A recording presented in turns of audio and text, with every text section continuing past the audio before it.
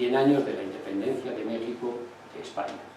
En el centenario de la independencia, en 1910, todos son fastos, todos son fiestas, desfiles, teatro, bailes, saraos, etc.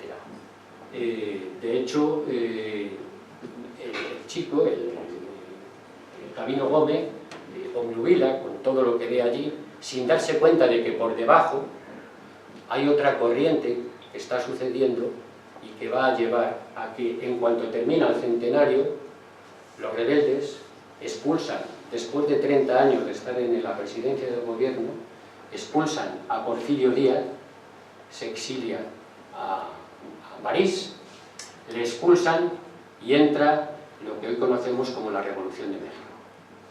Ahí tenemos a Zapata y tenemos a Pancho Villa. La Revolución de México en marcha.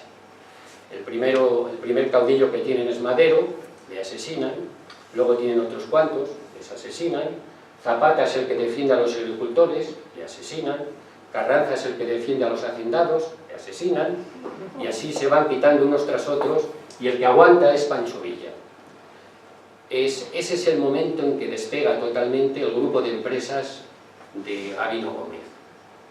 Se impulsa hasta el punto de que su tío le deja a él en la llevanza de los negocios. Gabino Gómez llega a entrevistarse, estoy hablando del libro, llega a entrevistarse con Pancho Villa, y en ese momento, antes de entrevistarse, él está pensando y en el libro escribe: ¿Quién era ese general Villa?, me preguntaba yo, admirado por sus hazañas. ¿Un Robin Hood que robaba a los ricos para dárselo a los pobres, o un hábil estratega? ¿Un bárbaro exagerado o un simple bandolero inculto que había sabido dar con la tecla de los indígenas oprimidos? ¿Un defensor de los campesinos cuyas miserias conocía bien porque las había sufrido? ¿O un iluso idealista a quien no le preocupaba la sangría que sufría el país? ¿Quién era ese hombre que decían iletrado, pero que había puesto orden a su ejército, que emitía moneda si necesitaba dinero y creía que las escuelas resolverían todos los problemas de México? Su verdadera obsesión. Bien, lo único que ocurre es que en el entorno de las Cortes Constituyentes de 1917, que es cuando termina la Revolución Mexicana, después de 7 u 8 años de liarse a tiros los unos contra los otros, matan y muere también Pancho Villa. Aparecen los periódicos, ahí tenemos el periódico El Siglo, con la noticia, fue el primer periódico que lanzó la noticia de que habían asesinado a Francisco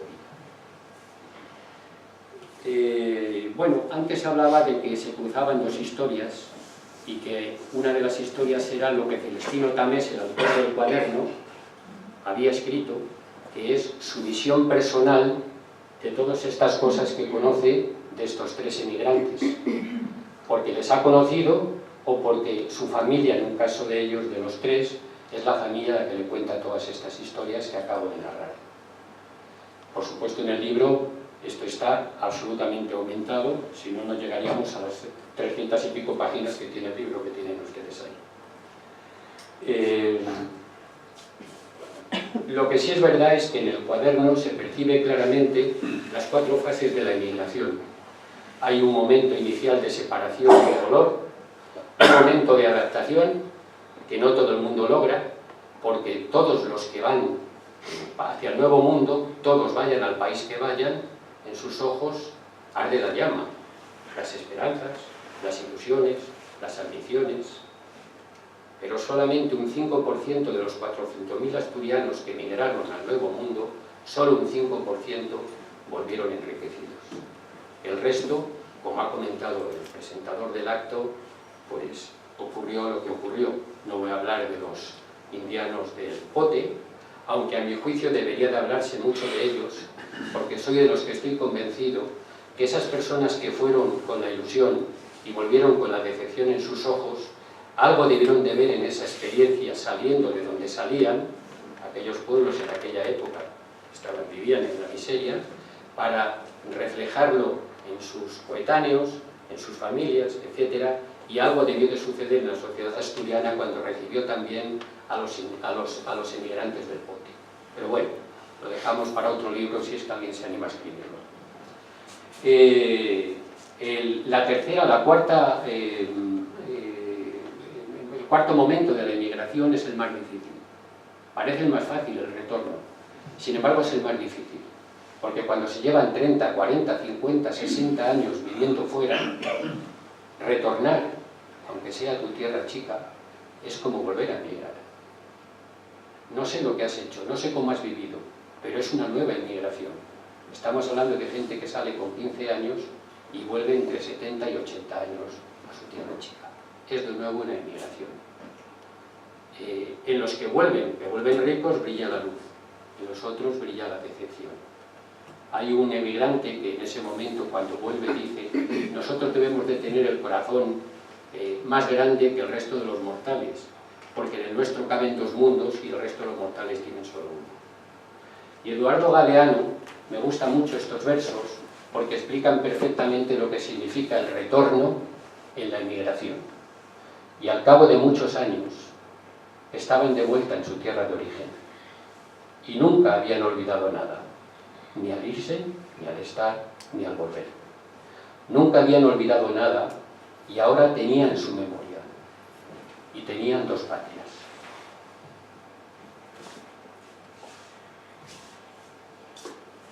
Celestino Tamés, cuando está escribiendo todo esto, es el que define lo que él llama los indianos invisibles. Conocemos a los indianos ricos, conocemos a los indianos de bote o de la maleta al agua, que llamaba él. Los indianos invisibles lo acuña Celestino Tamés en su cuaderno y los define del siguiente modo. Por último, los invisibles, como Benjamín Arenas o mi amigo Cabino, de los que no sabíamos nada hasta muchos años después, cuando volvían enriquecidos, pero transformados por dentro.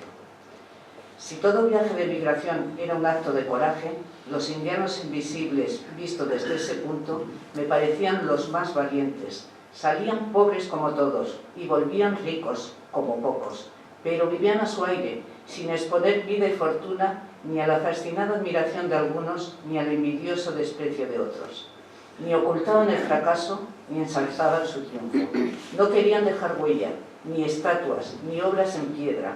Solo ansiaban volver a las luces de su infancia, a los olores de su tierra, al azul y gris de sus cielos. Dulces memorias de un tiempo, quizá el único de sus vidas, en el que habían sentido una felicidad idílica y resplandeciente. Bien, ahí termina el cuaderno. Cuando él define estas cosas, planta sus reflexiones. Es un recuerdo enhebrado que él hace entre lo que le han contado los emigrantes y lo que él está viviendo en ese concejo de Llanes a lo largo de su vida, y cuando les puede volver, cuando ve a unos, cuando ve a otros, etc. Al terminar el cuaderno, Celestino Tamés se despide de nosotros, y se despide con las siguientes palabras. Hoy, primer día de septiembre de 1956, el sol luce en todo lo alto mientras, desde el mirador de mi casa, veo a los barcos pesqueros abandonar el puertín en busca del bocarte, el calamar y la sarga. Más allá alcanzo a atisbar el radiante verde de los prados y la frondosidad de un pequeño bosque cercano. Aguzo luego el oído, escucho los sonidos habituales de los días de mercado. Se preparan las fiestas de la patrona del pueblo y crece la algarabía. Vuelvo la vista a mi alcoba y respiro con resignación. Ya es hora, me impongo, de aceptar lo inevitable. Ya no es tiempo de invocar los sueños que otros ansiaron, ni de continuar fantaseando con mi sueño de escribir. Pronto, el sol se sumergirá en el mar y después vendrá el crepúsculo. Más tarde llegará la noche, larga, oscura, inaccesible.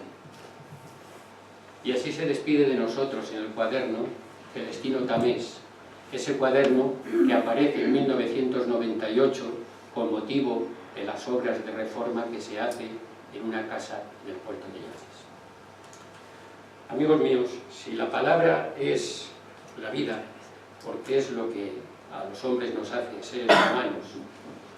En la vida de un libro está el escritor, que es el que crea las palabras, pero también está el lector, que es el que las asume y las interpreta. Hace no demasiado tiempo hicieron una encuesta preguntándose por qué la gente compraba las novelas, por qué la gente leía las novelas. Y entre las 15 o 20 contestaciones principales, yo he elegido 4 o 5 que leo ahora. Porque nos apasiona vivir otras vidas, además de la propia. Porque queremos viajar, si acaso sea solo con la imaginación. Porque amamos los sueños y añoramos la acción. Porque en ellas recordamos las voces de los otros. Porque vivimos y morimos en otros y así a veces comprendemos algo más de nuestra propia existencia. Creo que la tragedia de la memoria del mundo indiano, es precisamente esa, que los indianos, sus vecinos, sus conocidos, sus amigos han desaparecido.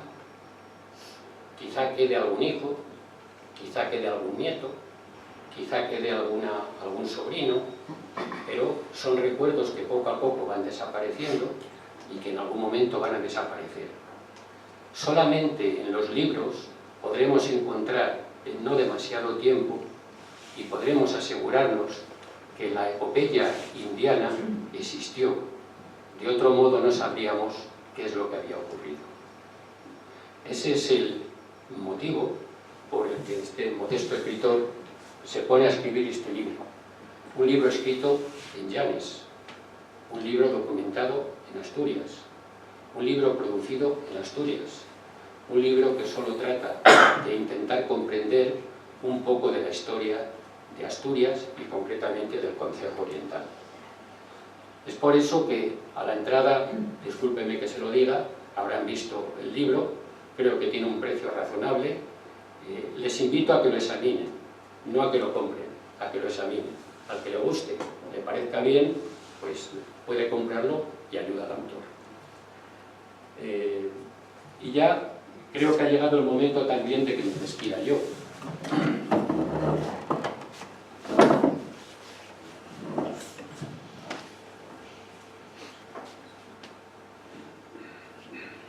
Como hemos visto en la presentación, el paso del tiempo nos trae el presente, cada día nos trae el presente, pero nos va alejando y nos olvida el pasado, los recuerdos y la nostalgia.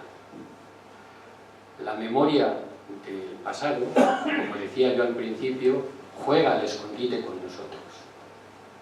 Es por eso que escribí este libro, como un borrador de los recuerdos, como un modo de contribuir a que la memoria de los indianos no se perdiera en el olvido, sino que estuviera presente en toda persona que tuviera la sensibilidad de querer acercarse a su leyenda. Es por eso también que a la hora de terminar esta presentación me gustaría hacerlo con 2 frases muy sencillas. Queridos amigos, los indianos son leyenda. Nuestros indianos son la poesía de nuestra historia. Gracias.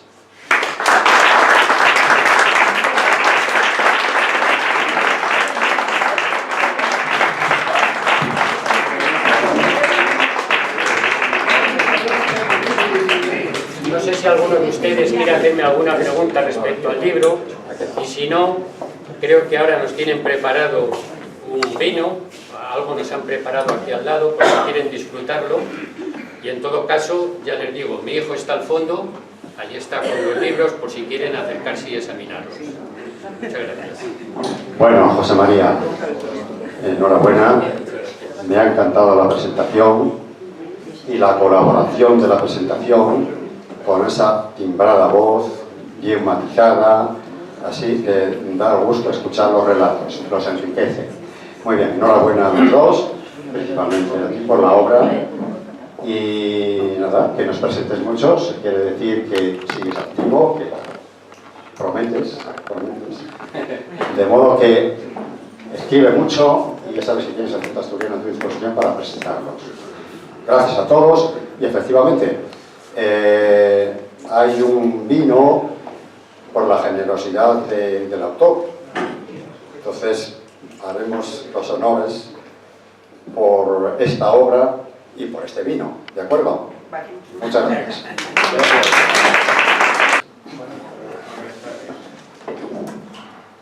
Bienvenidos al Centro Asturiano de Madrid. Esta casa, muy antigua, tiene muchos años, pero sigue siendo joven de espíritu. Solo tiene 136 años, ya va a hacer 137. Pero es una casa con mucho dinamismo, mucha actividad, sobre todo de la parte cultural, como es el caso de hoy, y donde todo el mundo que tenga ese afán por la cultura o por la parte lúdica, que también hay cosas muy interesantes, es bien acogido en esta casa. Es abierta de verdad. No obstante, eso no impide que el que quiera hacerse socio lo pueda hacer. No se lo impedimos, no se lo prohibimos. Estaríamos encantados que todos fuésemos socios porque todos ayudaríamos un poquito más a la causa. Realmente las casas regionales nos están atravesando un momento muy bollante, porque antes teníamos ayudas de las administraciones, ahora prácticamente nada, y vivimos de las cuotas de los socios. Entonces, bueno, tenemos que hacer verdaderas maravillas para salir adelante. Bueno, nuestro presidente envía disculpas a todos, yo soy presidente adjunto, no ha llegado todavía al presidente. Envía un saludo a todos, no ha podido venir, como a él le gusta estar aquí. Y por lo demás, pues yo quiero saludar a los socios, que hay varios, directivos incluso, y a todos los demás, porque hay muchas caras que no conozco, no sé si es que, como soy un poco despistado, igual tenía que conocerlos y no es así. En cualquier caso, todos bienvenidos. Y hoy, siguiendo nuestra inquietud por la cultura, nos vamos a presentar un libro para un tema interesante y muy interesante para los asturianos. Asturias ha sido ahora comunidad, antes región, que lanzó muchos emigrantes al mundo. Algunos los conocemos, volvieron con alga y todo, volvieron ricos, otros no volvieron nunca, no sé por qué, si es que se encontraron muy a gusto allá donde estaban y no necesitaron volver, o también está el que se sintió como fracasado y le dio pudor regresar a sus orígenes. Bien, decíamos que hoy presentamos un libro que es Los Indianos Invisibles, ya en papel, de don José María Hernández, licenciado en Psicología y en Ciencias Políticas por la Universidad Complutense de Madrid. Tiene publicados por lo menos dos novelas más, El Telar del Tiempo, creo que fue en 2012, y El Director de Mans, que un año después, 2013, no sé si hay alguno más. No hay ninguno más. Y bueno, Los Indianos Invisibles, que está publicada, estaba publicada ya no porque ya está en papel, o sea que esto ya es una versión antigua de esto que tengo yo aquí. Es una novela en cuyas páginas trata de la emigración acaecida en el oriente asturiano desde mediados del siglo XIX hasta los años previos a nuestra triste guerra civil, que ojalá nunca haya otra. Un cronista de un seminario local recoge en sus cuadernos la aventura americana de 3 jóvenes emigrantes y también la propia del que relata de los hechos, un indiano de pupitre.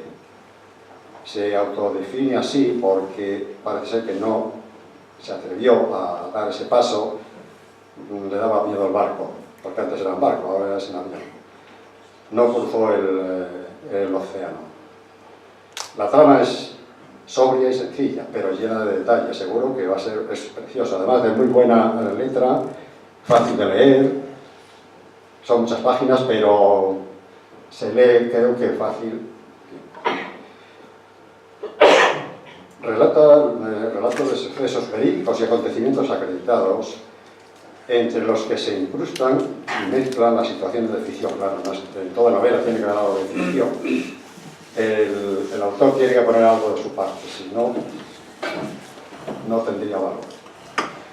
No es la navegación en sí misma lo que interesa al narrador, sino el desafío del emigrante y el impacto de su vuelta, rico y envejecido, en la relación con los amigos y vecinos de la localidad.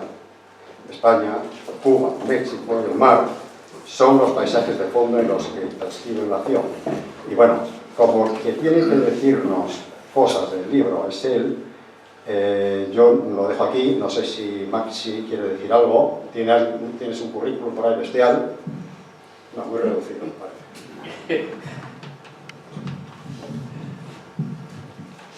Buenas noches, gracias. ¿Se oye? Hola. Sí. Hola. Gracias por estar aquí con nosotros. Me toca hablar de José María Hernández. Hay mucho lo que hay que hablar de José María Hernández, muchísimo. Y hablar de José María Hernández, pues, es hablar del Corte Inglés.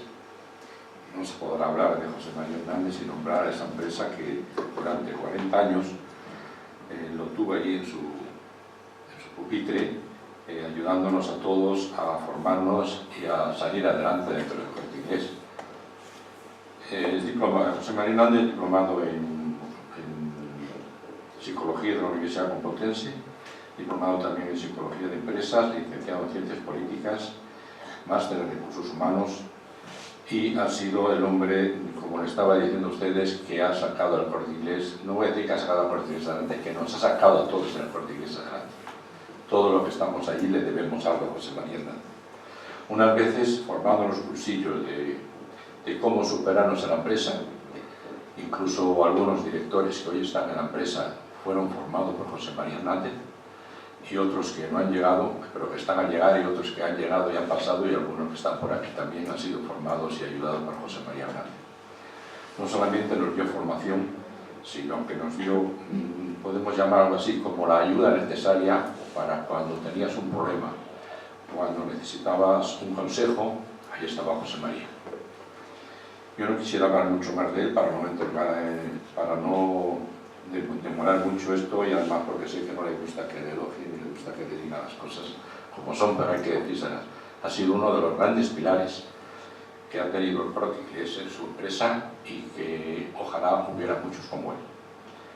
Creo que desgraciadamente no hay muchos.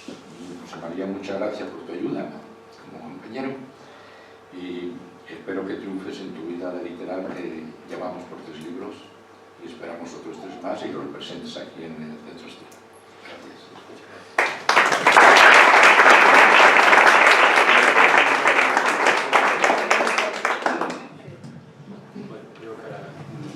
Bueno, pues sin más dilaciones tiene la palabra el autor. Este hombre que levantó al Corte Inglés. Bueno, ¿qué más quisiera? Sí. Yo prefiero hablar desde aquí, me parece más familiar, más cercano. Os voy a hablar de tú si no os molesta. Y me pongo el micrófono para que se me oiga perfectamente bien. Bueno, entro directamente en materia. En el año 1942, mi padre, un castellano de las Tierras Pardas, fue destinado a un puesto de comunicaciones en el puerto de Gijón, en el Musel, adscrito al regimiento Simancas, número 4, de tan triste recuerdo 4 o 5 años antes por los sucesos que habían ocurrido en la Guerra Civil. Algo debió de darle aquella tierra a mi padre, que yo recuerdo de mi infancia, oírle hablar muchísimas veces de Asturias, alabar no solamente sus paisajes, sino sus gentes, sus cosas, etc. un crío pequeño, y yo le oía hablar muchísimo de eso. De hecho, cuando se casó con mi madre, el viaje de novios lo hicieron a Asturias. Y de hecho, cuando la economía familiar, nuestra economía familiar lo permitió, a partir de ese momento todos nuestros veraneos fueron en Asturias. Eran aquellos veraneos de antes, que muchos de vosotros recordaréis, cuando el cabeza de familia llevaba a su prole al destino de donde iban a pasar las vacaciones, y luego pasaba a recogerlo 2 meses o 2 meses y medio después, ¿no? Recuerdo perfectamente mi infancia y mi adolescencia en Quintueles, con la playa de Dañora, la isla, Colunga, y los últimos años en Lastres. El último año en Lastres, mi padre llegó antes, volvió antes a buscarnos para traernos de nuevo a Madrid, y se venía quejando de que le dolía el estómago, de que se sentía como hinchado, de que no se encontraba bien. Total, que liamos los bártulos y nos vinimos para Madrid. Y efectivamente estaba mal, porque a los 20-25 días, más o menos, murió en lo que entonces era la Clínica de la Concepción y hoy es la Fundación Jiménez Díaz. A partir de aquel momento y durante unos cuantos años, mi mente, mi memoria, jugaba al escondite con mis recuerdos. Me acordaba y no me acordaba, me venía a la mente y no me venía a la mente. Y así pasaron unos cuantos años. Poco tiempo después, con la llegada de mi actividad profesional, precisamente en el Corte Inglés, donde he estado 40 años, tuve la oportunidad de ir muchas veces a Asturias. Me encantaba salir de noche en el tren antiguo que salía de Madrid a las 9:30 o las 10 de la noche, y llegaba, despertabas por la mañana, en el coche cama, despertabas por la mañana, ya en Asturias, oliendo el aroma de los prados y percibiendo el rocío de la mañana. Unos años más tarde, todavía, me casé con mi señora, aquí presente, que nos va a ayudar en la presentación, que es hija de un asturiano de Candamo, que murió hace 4 o 5 años, y con la cual recorrí, durante varios años estuvimos recorriendo Asturias de un lado para otro. Por cierto que mi suegro, muerto ya digo hace 4 o 5 años, era el socio número 71 de este centro asturiano. Bueno, después nos las hemos ingeniado, a medida de lo que hemos podido, para todos los años pasar unos cuantos meses en Asturias, concretamente en el Concejo Oriental. Y bueno, siempre pienso que esas experiencias, esas vivencias de mi vida pasada, de mi infancia y de mi adolescencia, son el origen de este libro que presentamos hoy. Una escritora francesa dijo una vez que escribir era intentar saber qué escribiríamos si escribiéramos. Yo iba a la Fundación de Indianos en Colombres, me metía allí abajo al lado de la biblioteca y veía y leía en revistas de cosas que me interesaban de la historia de Asturias, porque siempre me había interesado, y veía, pasaba por los pueblos y veía que junto a las casas populares, las casas normales de los pueblines de Asturias, había unas casas solariegas impresionantes, unas casonas maravillosas, unos edificios palaciegos, unos palacetes, y era extraño porque era raro, era el pueblo que no tenía aquello. Y empezabas a buscar ya cierto tipo de orientación en las cosas que leías. Un poco más tarde, trabé amistad con el Oriente de Asturias, no sé si conocéis ese semanario, que se fundó en 1868. Me parece que fracasó. Sí, lo cerraron en 2014. Tuve la relación con Manuel Maya, Manzana de Oro, de este centro asturiano, en el año 2007, me parece que fue Manzana de Oro de este centro asturiano. Y bueno, él me cedió un despachito que tenía en el piso de arriba, al lado del archivo, donde ellos guardaban la mayor parte de los números que habían publicado de los últimos 100 o 120 años. era y es de una riqueza absoluta para conocer cómo, qué fue, cómo sucedió el Concejo Oriental de Asturias, que a mi parecer no debe ser muy distinto de lo que debió pasar y de lo que se debió de vivir en el resto de concejos del Principado. A partir de aquellas lecturas, durante 2 veranos estuve yendo muchas tardes.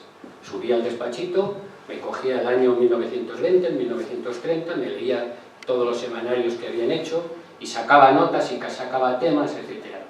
Luego me lancé a hablar con la gente, a ver si encontraba por la calle personas que me pudieran hablar de aquellos años, que me pudieran contar las cosas de Asturias, porque me interesaban, porque me gustaba, se conoce que porque lo llevaba dentro, ¿verdad? Y de repente un día me di cuenta que el mundo de los indianos, que era al que yo me estaba ya acercando y que me estaba aproximando, estaba más nutrido por los muertos que por los vivos. Poca gente había que fueran familiares o que hubieran conocido aquella epopeya indiana. Con lo cual, un buen día, paseando por uno de los caminos de allá del concejo cerca de Llanes, con mi perra, un buen día me di cuenta que se estaba formando en mi mente una historia. Y entonces ese día supe que sabía de lo que quería escribir. Este libro, por lo tanto, es mi viaje particular a la emigración del Concejo Oriental de Asturias, pero podría ser, estoy seguro, trasladable al resto de los concejos, entre los años 1839 y 1956. Ese es donde está centrado. Un mundo que es mezcla de realidad, pero también de leyenda. Lo que tiene de realidad es la emigración, porque era una emigración. Lo que tiene de legendario son precisamente los indianos. Pero vayamos al libro. El libro es una novela. En 1998, con motivo de una renovación y de una reforma en una casa en el puerto de Llanes, una casa cerrada hacía 40 o 50 años, se descubre en un secreter, en un cuarto polvoriento, se descubren varios cuadernos.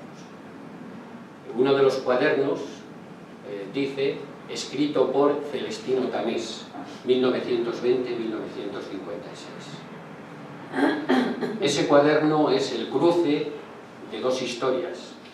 La historia que está en 3 relatos de 3 emigrantes que salen del Concejo Oriental de Asturias para ir al Nuevo Mundo, y la historia del propio Celestino Tamés, que tiene su propia visión de todo lo que ha vivido en esos años. El primer emigrante que aparece, el primer relato, es Benjamín Arenas. Benjamín Arenas pertenece a una cuadrilla de tejeros. Los asturianos de aquí sabrán perfectamente de lo que estoy hablando cuando hablo de los tejeros. Aquellas cuadrillas que por Santa Dorotea, precisamente ahora, a primeros de febrero creo que se cumplen las fechas, bajaban a las plazas de los pueblos y se contrataban para ir por los pueblos de Castilla o del País Vasco y contratarse para hacer miles de ladrillos y miles de tejas. Ese año, en el 1839, las familias de la cuadrilla en la que iba Benjamín Arenas decidieron, eran de esos padres que eran capaces de imaginar que había otro mundo, otra vida, donde sus hijos pudieran salir adelante de una manera mejor que en aquella época ya donde vivían. Entonces decidieron que todo lo que ganaban, todas las ganancias que tuvieran en esa campaña, lo dedicarían a pagar el pasaje de las 2 personas más jóvenes de su grupo. Y uno de ellos era Benjamín Arenas. Entonces, poco tiempo después, vemos a Benjamín y a su primo embarcando en la corbeta Villa de Gijón y navegando durante 40 días hasta llegar a Veracruz, en México.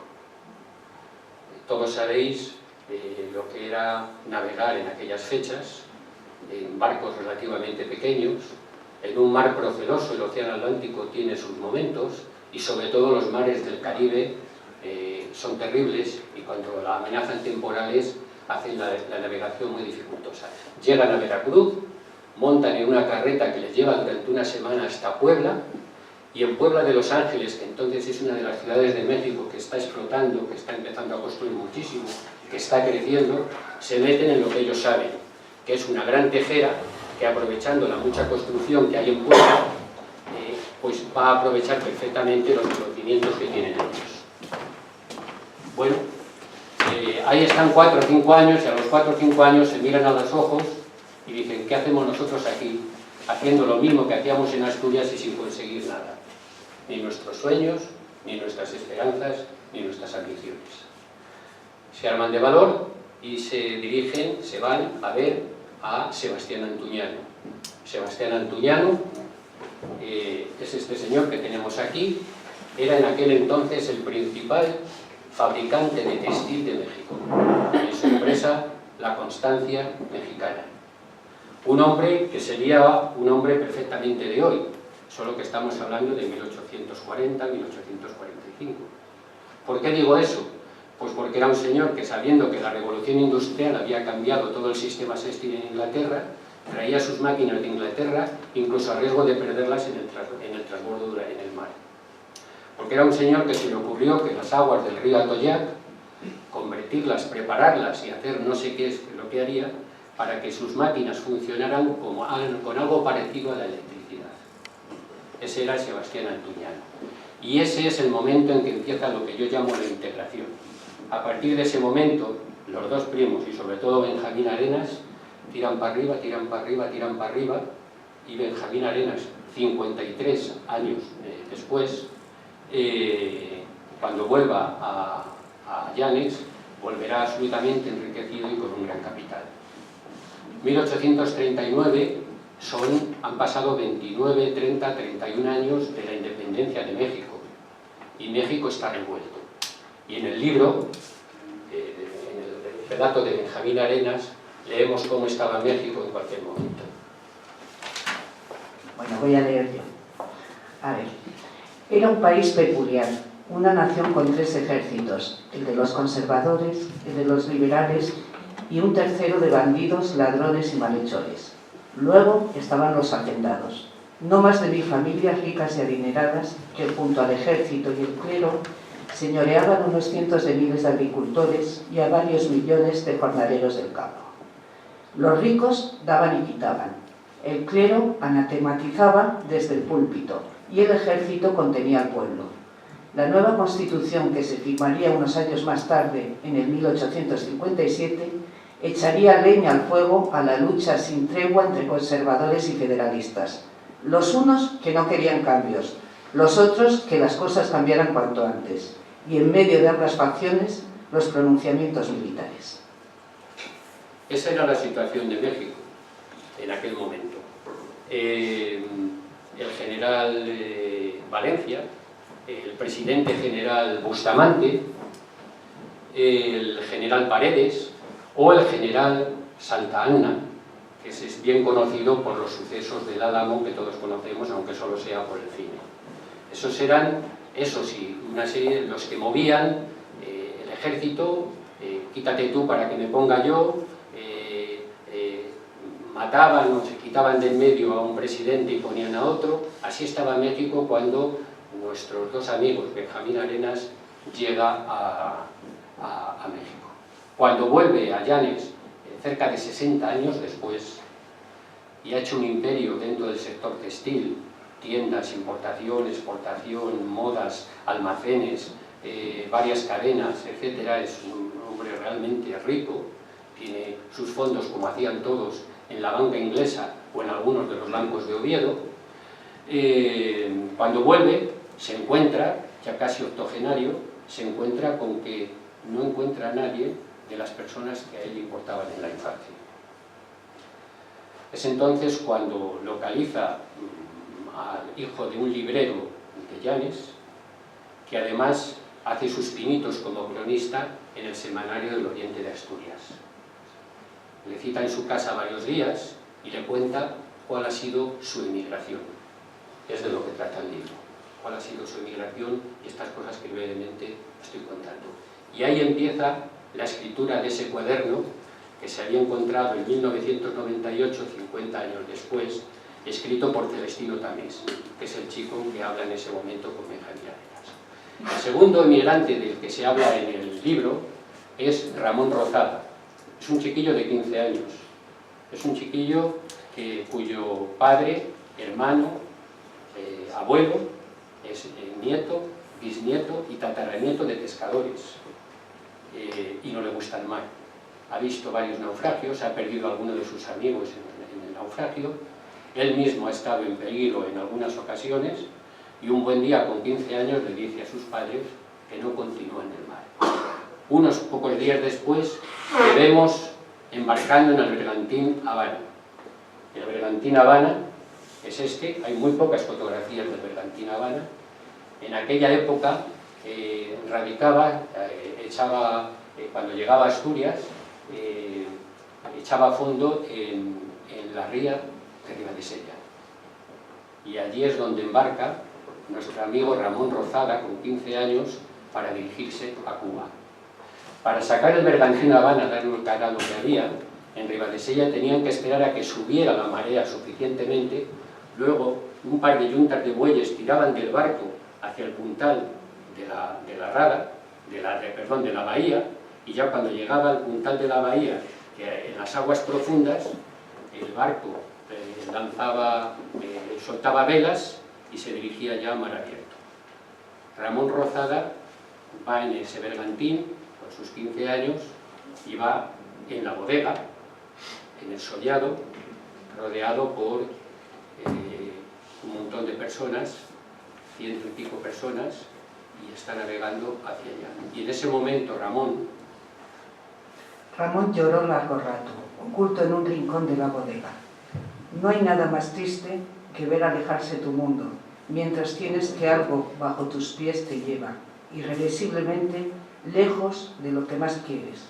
Tus padres y hermanos, tus amigos, sus costumbres y rutinas, las faenas en los prados, la misa de los domingos, los vecinos de la aldea. A la espera de descubrir tu futuro, lloras porque despides el pasado.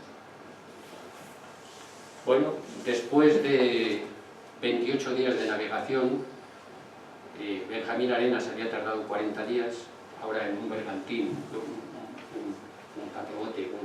un barco mucho más grande, tarda 28 días, llega a La Habana, y claro, el chico de 15 años queda deslumbrado. Las luces, los colores, las músicas, el bullicio, la cantidad de negros que hay por la calle, los cruces de razas, el mestizaje, todo, los ambientes canallas que había en La Habana, etc. Queda deslumbrado. Dice, bueno, aquí seguro que se van a cumplir mis sueños, ¿no? Sin embargo, se tira 4 o 5 años sufriendo de un trabajo a otro, sin conseguir nada de nada. Incluso hay 2 momentos en los que echa la mano al bolsillo y al ver que está vacío, llega a pensar que se va a volver de vacío y que no, porque no se van a cumplir sus sueños. Entonces aparece el azar, aparece la fortuna, y 2 meses más tarde le encontramos como lector, la figura del lector, en una tabaquera en la provincia de Pinar del Río, en Cuba. Una zona preciosa porque está rodeada por 3 mares y llena de labores agrícolas, de tabaco, de caña de azúcar y de café. El lector, ahí lo tenemos de pie, es una figura que había en la industria tabaquera con la misión de que esa es la sala de torcido. Los torcedores eran los profesionales de más nivel que se dedicaban a hacer los habanos, los puros habanos. A ellos les llegaba el tirulo, lo rodeaban con las hojas plisadas que habían hecho antes en una labor anterior y dejaban el puro prácticamente listo para su comercialización. Era una labor muy delicada, era una labor difícil y era una labor rutinaria. Y entonces el industrial ponía un lector, como se hace todavía en algunos conventos y en algunos monasterios, si alguien lo ha visto, para que les leyera el periódico, revistas, y les entretuviera mientras estaban haciendo los puros habanos. Y ahí encontramos a Ramón Rozada, feliz y contento, y ese es el momento en que Ramón Rozada empieza a tirar para arriba y empieza a subir. En los siguientes años, Ramón Rozada embarcará para volver a Asturias 53 años después de haber salido con 15 años. Pero en medio le han ocurrido dos cosas muy importantes. Una, ha progresado enormemente. Ha progresado en la empresa de tabacos, ha progresado en el mundo de los cafetales porque entabla relaciones con la hija del dueño de un gran cafetal, y ha progresado porque se decide hacer una empresa propia de la construcción para reconstruir todos los edificios públicos que habían sido destruidos por un terremoto una serie de años antes. En esos años, Ramón crece enormemente en su manera de ser, en su personalidad, en sus capacidades, en su ingenio para crecer, etcétera, ¿no? Y la segunda cosa que le ocurre es que por debajo de esa aparente buena vida que se le presenta y de lo bien que le van los negocios, por debajo hay una cosa que es la guerra de la independencia de Cuba. El día que José Martí, un periodista que ha estudiado en Zaragoza y que pertenece a una familia española y que ha vuelto a Cuba y que se pone al frente de la guerra necesaria con el general Máximo Gómez, desembarca en Playitas y a continuación, a los pocos días, muere en Dos Ríos, José Martí. A partir de ese momento, los luchadores por la independencia cubana no solamente tienen una guerra, sino que tienen un líder y tienen un héroe. Y sabemos que los pueblos, cuando buscan su independencia, si tienen un líder, si tienen un héroe, si tienen un mártir, se sienten muy recompensados. No voy a contar aquí lo de la guerra de Cuba, porque lo conocemos todos. Sabemos que en 1898 lo que ocurrió. Lo que sí cuento es que durante esos años, Ramón lo que hace es que se viene a Llanes con la familia y está ahí 7 u 8 años hasta que se resuelvan las cosas en Cuba. Cuando vuelve la retoma y crece todavía más. Gana más, empieza a mandar ya sus remesas a la banca inglesa porque se da cuenta que la situación en Cuba no es la adecuada, y más sigue estando allí ya los Estados Unidos. Y ya digo que 53 años después, cuando se vuelve, deja a su hijo al frente de los negocios y se vuelve para Asturias. Embarca en el vapor en Nueva York, embarca y se vuelve para Asturias. El tercer integrante que aparece en los cuadernos viaja en el vapor Alfonso XIII. El vapor Alfonso XIII tarda 18 días en llegar a México. Al mismo Veracruz que unos años antes habían tardado 40 días, ahora con el vapor, lógicamente, estamos hablando de 1907, llegan en 18 días. Gabino Gómez, que es este migrante, tiene 25 años, quiere casarse con su novia de toda la vida, pero no tiene dinero. No tiene dinero porque pertenece a una familia acomodada, asturiana, pero es el segundón. Y en Asturias entonces regía esa ley que solamente los primogénitos recogían toda la herencia y a los otros hijos no les tocaba nada. Entonces dice, nada, me voy para allá 4 o 5 años porque me ha llamado un tío mío que está en México y que tiene una cadena de almacenes de alimentación. Me voy para allá, hago dinero en 4 o 5 años, no tanto como los indianos ricos, pero suficiente para venir, casarme con mi novia y organizar un poco mi vida, ¿no? Y ahí le vemos embarcando en Santander, a donde llega en tren, porque es en 1907 y el tren ya va de Llanes a Santander. Hasta 1905 no había tren que pasara por Llanes. Sale en el vapor y 18 días después llega a Veracruz. Y lo tiene muy sencillo. Su proceso de adaptación no será como el de los anteriores. Su proceso de adaptación es enormemente fácil porque su tío está muy bien situado en México y enseguida le mete en la Junta de Covadonga, en el centro asturiano, en la Sociedad de la Beneficencia, enseguida le pone en contacto con una serie de hacendados que están muy bien situados allí. El general presidente Porfirio Díaz es un general que ve con muy buenos ojos la inmigración asturiana porque cree que le va bien al país, y encima en 1910 llega el centenario de la independencia de México.